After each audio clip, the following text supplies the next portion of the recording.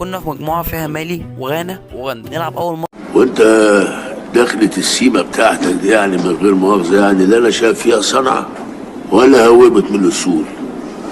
دي دخلة انك لميت وانهم لميتون. اوغندا بنفس التفاصيل، لكن في الدقيقه 89 كره صاروخ من عبد الله السعيد شوطها بين رجلين الحارس اوغندا اونيانجو، سجل اول هدف الفوز ويخلص الماتش 1-0. في الجوله الثالثه نلعب غانا وصلاح يجيب جول في اول 8 دقايق من ضربه حره مباشره والماتش يخلص 1-0 ونصعد اول مجموعه 7 نقط.